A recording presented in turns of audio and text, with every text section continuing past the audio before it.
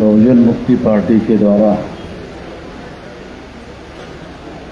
उत्तर प्रदेश का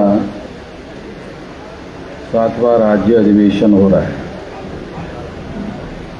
कंक्लूडिंग करने के लिए, समापन करने के लिए मैं आप लोगों के सामने उपस्थित हूँ। साथियों, तमाम बातें आप लोगों के सामने आ गई है। कुछ बातें मैं आप लोगों के सामने रखना चाहता हूँ। पहली बात हम लोगों को समझना है, कुछ सैद्धांतिक बातें होती हैं जो हमारे लोगों को ठीक से समझ में नहीं आती है, इसलिए कुछ बातें मैं आप लोगों को बताना चाहता हूँ। पहला मुद्दा है, लोग सत्ता परिवर्तन में और व्यवस्था परिवर्तन में फर्क नहीं कर पा रहे। सत्ता परिवर्तन अलग होता है, व्यवस्था परिवर्तन अलग होता है। तो सत्ता परिवर्तन का मतलब है, यदि कांग्रेस का राज है और कांग्रेस का राज जाकर वहाँ बीजेपी का राज आ रहा है और बीजेपी का राज जाकर बहुजन मुक्ति पार्टी का राज आ रहा है, और इससे क्या हो रहा है, जो केंद्रीय सत्ता है उसमें बदलाव हो रहा है, उसमें परिवर्तन हो रहा है। तो ये सत्ता परिवर्तन है, ये व्यवस्था परिवर्तन नहीं है। सत्ता परिवर्तन होने के बाद व्यवस्था परिवर्तन का कार्य शुरू करना पड़ता है। व्यवस्था को बदलने के लिए सत्ता पर नियंत्रण होना जरूरी होता है।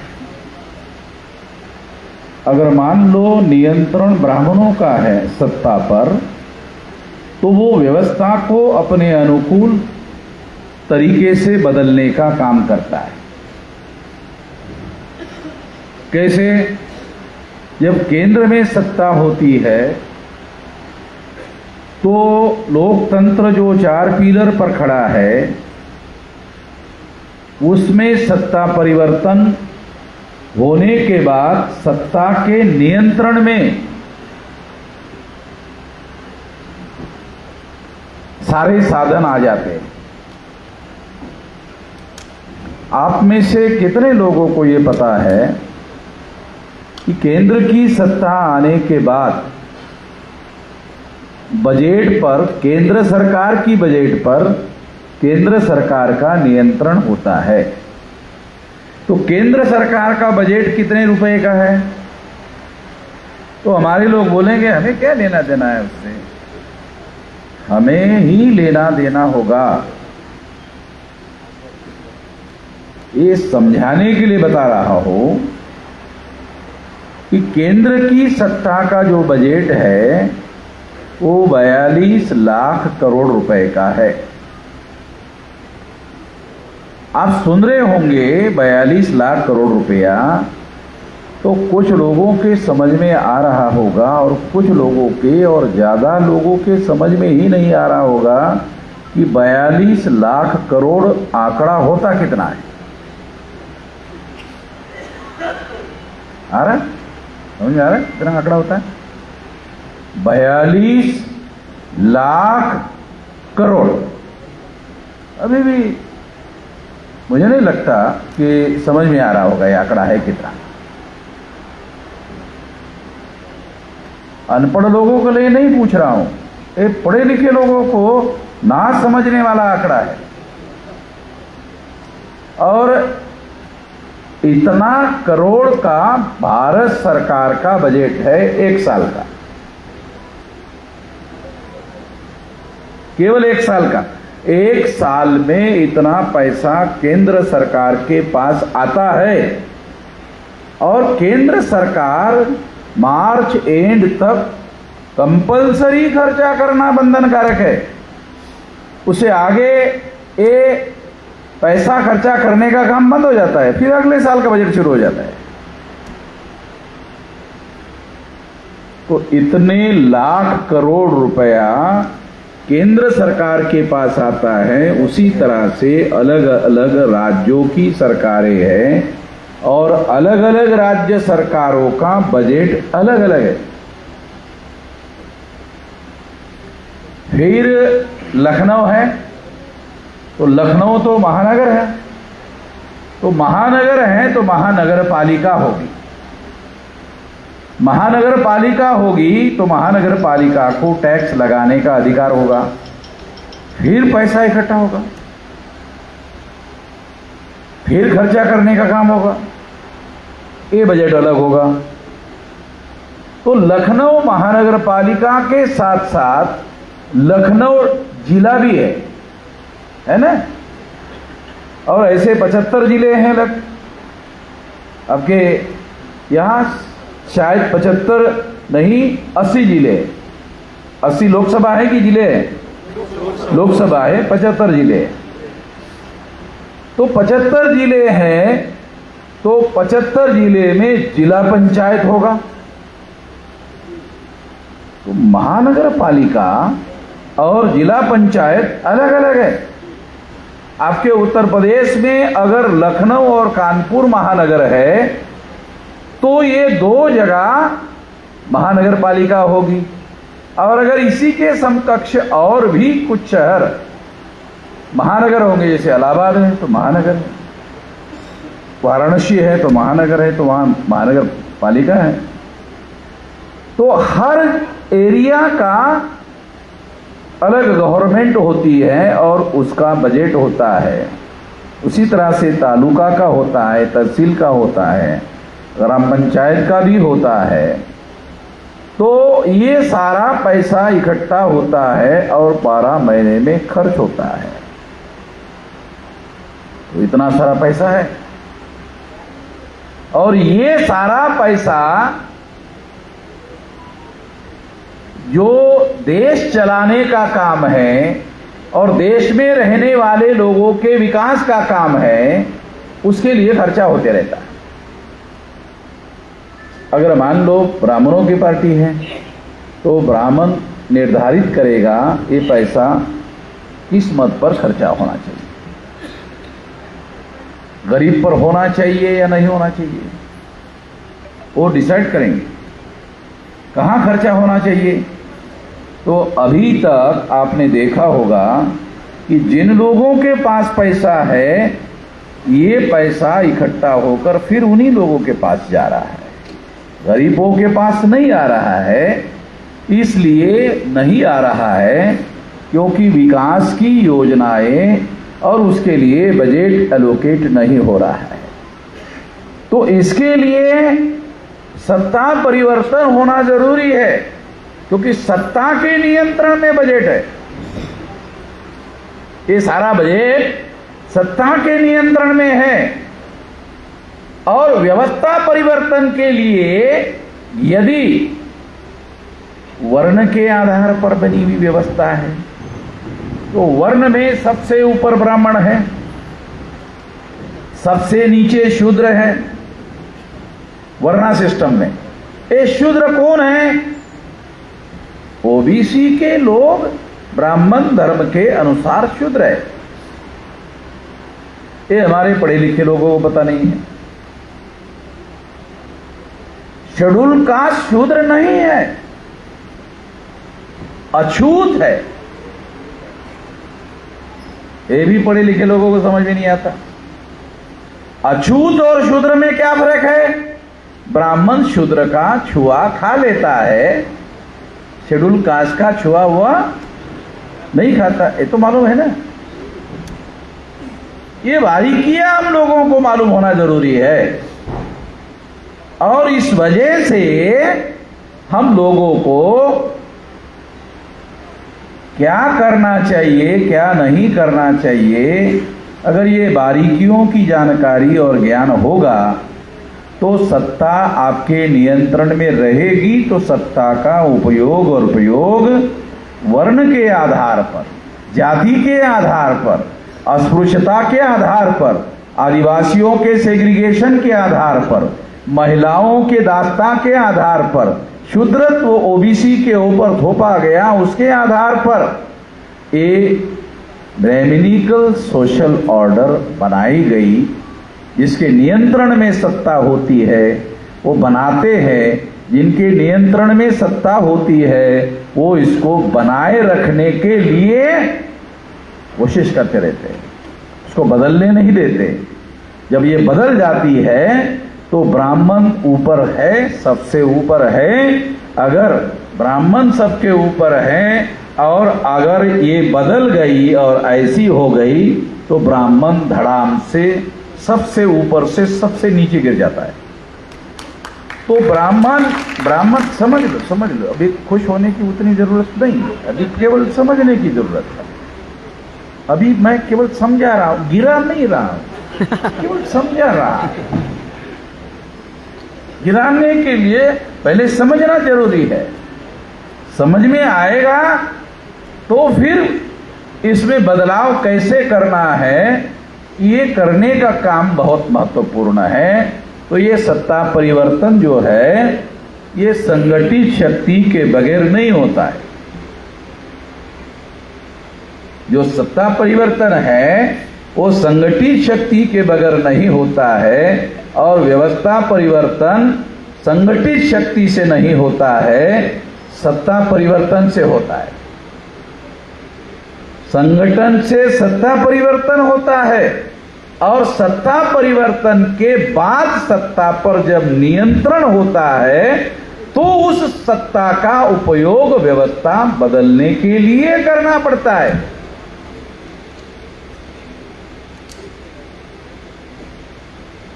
इसलिए ब्राह्मण हर जगह घुस जाता है और वो अंदर जाके उसको रोक देता है।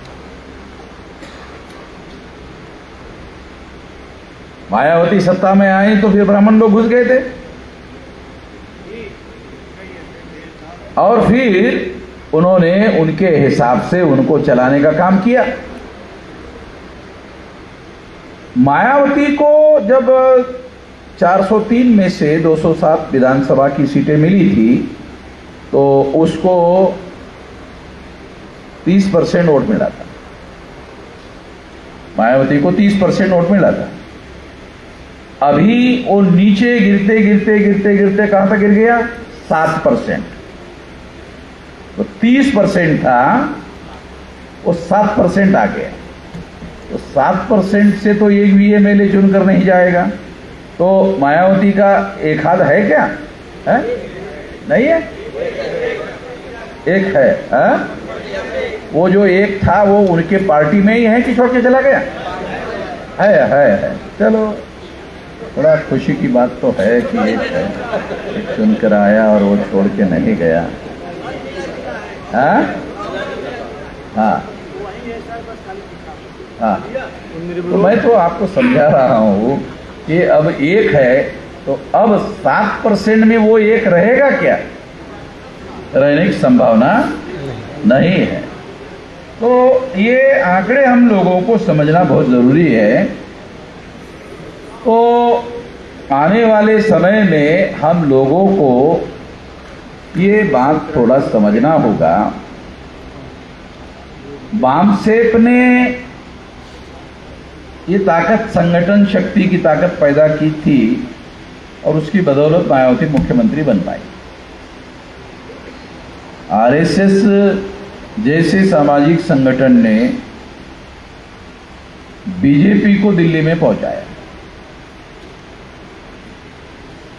दो बातें समझा रहा हूं। वामसेप ने मायावती को मुख्यमंत्री बनाया, सामाजिक संगठन ने, और आरएसएस ने भाजपा को दिल्ली में पहुंचाया। आ रहा, समझ में आ रहा? सामाजिक संगठन ने, वामसेप ने मायावती को मुख्यमंत्री बनाया, बामसेब अब मायावती के समर्थन में नहीं है, तो क्या स्थिति हुई? धड़ाम से 7% में आ गई। अब मायावती ने खुद ही स्वीकार कर लिया कि अब उसका कोई भविष्य नहीं है, तो भतीजे को लाया है, भतीजे को लाया ना, और भतीजे को भी काम नहीं करने दे रही, उसको भी उठा पटक करवा रही है।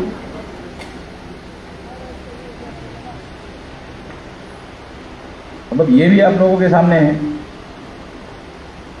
तो आरएसएस जैसे सामाजिक संगठन ने नरेंद्र मोदी को केंद्र की सत्ता में प्रधानमंत्री के स्थान पर पहुंचा दिया है, तो इसका मतलब ये है कि सामाजिक शक्ति, सामाजिक संगठन, राजनीतिक सत्ता हमारे लोगों को दिलवा सकती है, तो सामाजिक संगठन की शक्ति को बढ़ाने का काम करना चाहिए। ये काम हो सकता है, क्योंकि ये काम इस तरह से हुआ है, एग्जाम्पल्स के साथ बता रहा हूं। तो आप लोगों को ये संगठन बूथ लेवल तक बनाना है। कैसे बनेगा? अभी टोटल 36 स्टेट है, 36 में से 32 राज्यों में मैंने अकेले ही इतना बड़ा संगठन खड़ा किया, 625 जिलों में 32 राज्य, टोटल 769 जिले हैं, उसमें से 625 जिलों में 36 में से 32 राज्यों में संगठन फैलाया। उम्र के 19 साल की मेरी उम्र थी, अभी 67 चल रहा है, तो 48 साल हो गए। इतना लंबा समय लगाकर इतना बड़ा संगठन खड़ा किया। तो अब आपको इतना बड़ा संगठन खड़ा किया, अभी हमारी प्राथमिकताएं संगठन बनाने की नहीं है। अभी हमारी प्राथमिकताएं बने बनाए संगठन का उपयोग एक्शन करने के लिए करने की है। इसलिए अब हम लोग राष्ट्रव्यापी आंदोलन करने के काम में थ्रस्ट दे रहे। अभी हमारा जो थ्रस्ट है वो क्या है? राष्ट्रव्यापी आंदोलन करने में हमारा थ्रस्ट है। तो ये आंदोलन आप 2030 तक टाइम बाउंड प्रोग्राम हमने बनाया, 2025 चल रहा है, 2030 तक हर 6 महीने में एक बार आंदोलन करेंगे, सड़कों पर लोगों को उतारेंगे, और ऐसा 2030 तक करेंगे, और हर 6 महीने के बाद ये आंदोलन बढ़ता रहेगा। मान लो 6 महीने में आपने बूथ लेवल का संगठन खड़ा किया, फिर कुछ बूथ बच गए, जितने आपने संगठित किया उतने लोग आंदोलन में आ गए, फिर उतने लोगों को लेकर आपने अगले 6 महीने में आंदोलन किया, तो अगले 6 महीने में और नए बूथ और संगठन बन गया।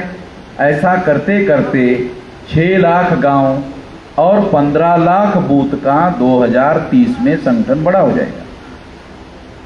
2030 तक 15 लाख बूथ का संगठन खड़ा होगा। खड़ा अपने आप नहीं होगा, जब हर जिले में हमारे कार्यकर्ताओं को आंदोलन हर 6 महीने में करना होगा। 6 महीने में जिला मुख्यालय पर सारे जिले के लोगों को लाना होगा, जिला मुख्यालय पर ले आओ, और जिला मुख्यालय पर लाकर आंदोलन करो। एक तारीख निर्धारित हम लोग करते रहते हैं और सारे देश भर में उस तारीख को करते हैं, तो आप लोगों को अपने अपने जिले में करना है। हर 6 महीने के बाद बूथ की संख्या बढ़ेगी, क्योंकि आपको प्लान बनाकर हर 6 महीने आंदोलन की तैयारी करनी है। आंदोलन एक दिन करना है और तैयारी 6 महीने करनी है। आंदोलन एक दिन करना है बंद का और तैयारी 6 महीने करनी है।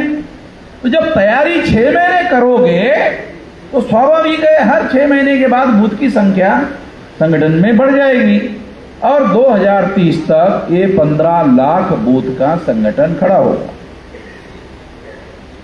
100% बूथ जो है ये खड़ा हो जाएगा और जब 100% बूथ लेवल का संगठन खड़ा होगा तो फिर ये राष्ट्रव्यापी आंदोलन नहीं जन आंदोलन होगा। केवल आंदोलन नहीं होगा, ये जन आंदोलन होगा। तो जन आंदोलन के लिए आपको एक भौगोलिक नेटवर्किंग बूथ लेवल तक खड़ा करना होगा। संगठन बूथ लेवल तक आपको खड़ा करना होगा और आपको बूथ लेवल पर जाना होगा, गांव में जाना होगा, शहरों में जाना होगा और बूथ चुनाव आयोग के बनाए हुए हैं। एक बूथ 1000 वोटर का होता है। 1000 वोटर में SC, ST, OBC, माइनॉरिटी ये सभी होते हैं। तो आपको भौगोलिक नेटवर्किंग में बूथ लेवल का संगठन खड़ा करने के बाद सोशल नेटवर्किंग में संगठन बनाना होगा। Schedule caste, most backward schedule caste, extreme backward schedule caste. तो शेड्यूल कास्ट के 3 संगठन बनाने होंगे। क्यों? अगर आपने एक ही बनाया तो क्या होगा? जो पहले से जागृत है वही आएंगे, जो जागृत नहीं है वो नहीं आएंगे। तो जो जागृत नहीं है उनको लाना है, जो जागृत है वो तो आ ही जाएंगे। जो जागृत नहीं है उनको लाने के लिए क्या करना होगा? Most backward schedule caste, extreme backward, एकदम लोएस्ट लेवल पर जो बैकवर्ड है उनका संगठन बनाओ। जब उनका संगठन बनाओगे स्वाभाविक रूप से वो भी आपके आंदोलन के साथ जुड़ जाएगा और आंदोलन जब होगा तो मोबिलाइजेशन में वो भी आएगा। सेम प्रिंसिपल शेड्यूल ट्राइब के लिए करो। Schedule tribe most backward schedule tribe, फिर उसके बाद नॉमेडिक ट्राइब, फिर उसके बाद MBC, फिर उसके बाद OBC, फिर उनसे कन्वर्टेड माइनॉरिटीज, मुस्लिम, सिख, ईसाई, बुद्धिस्ट, जैन, लिंगायत, ऐसे 14 सामाजिक समूहों के 14 संगठन खड़े हो जाएंगे। 1000 वोटर में 14 संगठन। जब 1000 वोटर में 14 संगठन बनाओगे तो कोई SC, ST, OBC, माइनॉरिटी का आदमी आपके संगठन के प्रभाव क्षेत्र के बाहर नहीं रहेगा, वो अंदर आ जाएगा। जब आपके संगठन के प्रभाव क्षेत्र के अंदर आ जाएगा और जब अंतिम आंदोलन होगा तो वो आंदोलन में हमारे 85% के जो लोग हैं वो सहभागी हो जाएंगे। तो आंदोलन आंदोलन नहीं रहेगा, आंदोलन विशाल जन आंदोलन में रूपांतरित हो जाएगा। 9 अगस्त 1942 को गांधी ने क्विट इंडिया मूवमेंट चलाया था, भारत छोड़ो आंदोलन चलाया था, तो अंग्रेज भारत छोड़कर चले गए।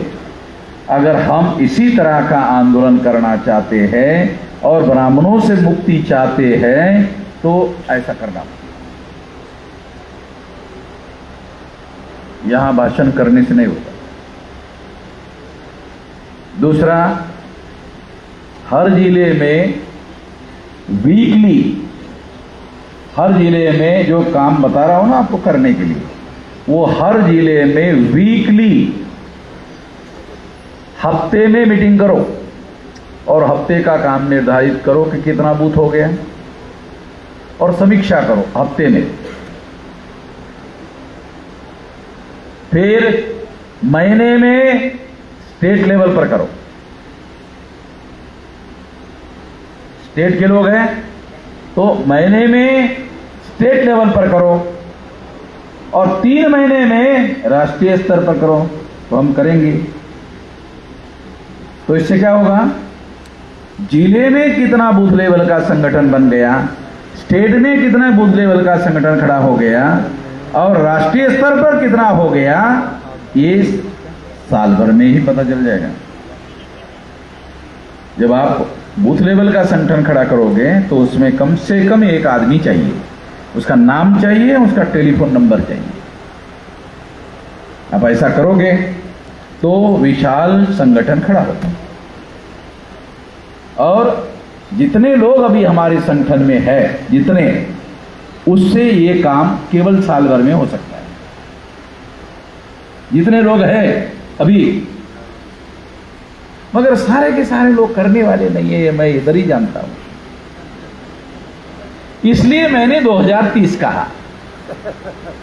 इधर मैं जानता हूं ना कि ये सारे के सारे लोग नहीं करेंगे। जब मैं कहूंगा तो सारे लोग कहेंगे बहुत अच्छा है, बहुत अच्छा है, बहुत अच्छा है, ताली भी बजाएंगे। करेंगे नहीं। इस वजह से ये एक साल में जो होने वाला कार्यक्रम नहीं होगा तो 2030 तक होगा। इसलिए हर हफ्ते समीक्षा होनी चाहिए, हर महीने स्टेट की होनी चाहिए और हर 3 महीने में देश की होनी चाहिए। तो 2030 तक 15 लाख बूथ का संगठन खड़ा हो जाएगा और सोशल नेटवर्किंग में 2 करोड़ सामाजिक समूह, जो सामाजिक समूह 14 महीने बताए ना, उसके ग्रुप बन जाएंगे 2 करोड़। तो 2 करोड़ लोग सामाजिक समूह बनेगा। उनको जब हम अपील करेंगे आंदोलन की तो 25 करोड़ लोग सड़कों पर उतरेंगे। गांधी ने किया था, 3 करोड़ लोग उतरे थे, 3 करोड़ मैदान में उतरे थे, अंग्रेज चले गए। 25 करोड़ लोग मैदान में उतरेंगे तो हम लोग ब्राह्मणों के गुलामी से आजाद हो जाएंगे। ऐसा करना होगा। पहले तो मानसिक रूप से गुलाम होना जरूरी है, ब्राह्मणों के मानसिकता से मुक्त होना जरूरी है। दूसरी मुक्ति है शारीरिक मुक्ति। दूसरी मुक्ति है शारीरिक मुक्ति कि ब्राह्मणों के कर्मकांडों में सहभागी होने से मुक्त होना होगा। कर्मकांड करते रहते ना हमारे लोग, और उसके लिए पंडित जी को देते रहते हैं, और पायलागी पंडित जी भी करते रहते हैं। और जो लोग पायलागी पंडित जी करते हैं, जब मुझे मिलते हैं तो मेरी भी पायलागी करते हैं। तो मैंने कहा यार मैं तो ऐसा कर सोचता हूँ, साला मैं फेल हो गया। मैं तेरे को पायलागी पंडित जी छोड़ने के लिए बोल रहा, तू ब्राह्मण की छोड़ रहा, मगर मेरी पकड़ रहा है। तो तेरे में तो कोई बदलाव हो नहीं रहा है। तो ये पायलागी जो है, ये आदमी की जो गरिमा है ना, मनुष्य होने की गरिमा जो है, वो पायलागी करने से खत्म होती है। ये वजह है कि हम पायलागी के विरोध में हैं, क्योंकि मनुष्यता जो है ना, मनुष्य की जो मनुष्यता है वो पायलागी से खत्म होती है। वो मनुष्य की मनुष्यता बहुत ज्यादा जरूरी है, उसको गिराने का काम ब्राह्मणवाद ने किया। इसलिए हम इसके विरोध में हैं। ब्राह्मण के साथ कोई निजी झगड़ा नहीं है हमारा। ब्राह्मण के खेती के साथ हमारी खेती लगी है। हमारे ढोर डंगर ब्राह्मण की खेती में जाके चल रहे हैं, और ब्राह्मण के ढोर डंगर हमारी खेती में आके चल रहे हैं, और हमारे फसलों का दोनों का नुकसान हो रहा है। इस वजह से वामन मेश्राम का बामन के साथ झगड़ा हो रहा है। ऐसा कोई झगड़ा तो है नहीं है, ऐसा कोई झगड़ा तो है नहीं। तो ये झगड़ा मनुष्यता को गिराने का है। तो ब्राह्मणों ने मनुष्यता को गिराने का काम किया ये। इसलिए आपने देखा होगा कि मैं कभी भी इस बात का पक्षधर नहीं हूं कि ब्राह्मण को धरो, ब्राह्मण को बांधो, ब्राह्मण को पीटो और इतना पीटो कि जान चली जाए। मैं ऐसा कभी किसी को कहता नहीं हूँ। आज नहीं कह रहा हूँ, कल भी नहीं कहूँगा, भविष्य में भी नहीं कहूँगा, क्योंकि इसकी कोई ज़रूरत नहीं। हमें परिवर्तन करना है। अगर हमारे लोग परिवर्तन के लिए तैयार हो गए तो परिवर्तन हो जाएगा। हमारे लोगों को तैयार करना है, SC ST OBC माइनॉरिटी के लोगों को तैयार करना है, और उसमें भी प्राथमिकता में SC ST OBC इनकी संख्या 74.5% है। कुछ हद तक जो माइनॉरिटी के लोग हैं वो ब्राह्मणों के प्रभाव से मुक्त है। वो ब्राह्मणों को पायलागी तो कम से कम नहीं करते। अगर मुसलमान है तो मुसलमान ब्राह्मणों को पायलागी तो नहीं करता ना, तो कम से कम मुक्त तो है। तो मूल समस्या SC ST OBC की, तो इन लोगों को तैयार करना ज़्यादा प्राथमिकता में जरूरी है, और इसका संगठन अगर हम तैयार करते हैं तो ये संगठन शक्ति के बल से परिवर्तन होगा। तो ये पहले तो हम लोगों को समझना है, और ऐसा अगर हम करते हैं तो निश्चित रूप से इसमें बड़ा परिवर्तन होगा। ये बात मैं खास तौर पर कहना चाहता हूँ। बार बार हम लोग मिशन शब्द का उपयोग करते रहते हैं। मिशन आप लोग भी कभी कभी मिशन शब्द का यूज करते हैं। तो मिशन शब्द का क्या अर्थ है? मिशन अंग्रेजी शब्द है। मिशन शब्द का क्या अर्थ है? महान कार्य। मिशन शब्द का हिंदी में क्या अर्थ है? महान कार्य। ये हमारा कोई कार्य है जो व्यवस्था को बदलना है, ये हमारे लिए मिशन है। व्यवस्था को बदलना है, ये जो गैर बराबरी की व्यवस्था है बदलना है, और बराबरी की व्यवस्था लाना, ये हमारे लिए मिशन है। ब्राह्मण को धरना है, ब्राह्मण को पीटना है, ब्राह्मण को मारना है और जान जाने तक मारना है, ये हमारा मिशन नहीं है। ये बात हम लोगों को ध्यान रखना होगा, और इस तरीके से अगर हम अपना काम करते हैं तो हम लोग निश्चित रूप से अपने मकसद में सफल हो सकते हैं। नेपाल में हो गया, भारत में कब होगा, ऐसा हमारे लोग बोलते हैं। मुझे भी कुछ लोगों ने पूछा, बेजराम साहब, नेपाल में आपने एक ट्रेनिंग कैंप लिया और एक ट्रेनिंग कैंप से नेपाल में ऐसा हो गया। अरे हमको श्रेय मत दो। हमारे ट्रेनिंग में वो नेपाल के लोग आए थे, ये बात भी सही तो है। हमने ट्रेनिंग लिया था, नेपाल के लोग आए थे, नेपाल के लोगों में एक विचारधारा की बात, एक अंडरस्टैंडिंग की बात तो गई थी। उन लोगों ने उसको क्राउड में फैला दिया होगा, और अभी जो एक लेडीज को सुप्रीम कोर्ट की चीफ जस्टिस रिटायर्ड, उसको बना दिया प्रधानमंत्री, वो ब्राह्मण है। तो वो बार बार नेपाल में बदलाव करने की कोशिश कर रहे हैं। अभी उनमें पूरी तरह से मैच्योरिटी नहीं आई हुई है। तो इससे वो ऐसे होता रहेगा, ऐसे वो करते, फिर इसको और फिर उसको हटा देंगे और कोई सरकार बना देंगे। वो उनके उम्मीद के अनुसार काम नहीं करेगी, क्योंकि व्यवस्था में बदलाव होना जरूरी है, जो हो नहीं रहा है। तो इस तरह से साथियों, नेपाल की तरह हम लोगों को नहीं करना है, और नहीं करना है तो फिर क्या करना है? संगठन शक्ति का निर्माण करने से करना है। वो क्राउड, उधर नेपाल में क्राउड कर रहा है, क्राउड से नहीं बदलाव होगा। संगठन शक्ति से जो बदलाव होगा वो स्थायी होगा, वो ड्यूरेबल होगा, वो लंबा होगा, और जैसा चाहते वैसा होगा। ये ध्यान रखना है। इसलिए हम लोग ज़्यादा समय लेते हैं संगठन बनाने के लिए। बार बार मैं ज़्यादा जोर लगाता हूँ, और मैंने जिंदगी भर संगठन बनाने पर और संगठन शक्ति निर्माण करने पर ज़्यादा जोर लगाया। अभी भी कह रहा हूँ 2030 तक हम लोगों को ऐसा करना है, तो हमारे पास संगठित शक्ति रहेगी, और संगठित शक्ति के बल पर जैसा चाहते हैं वैसा बदलाव। धन्यवाद।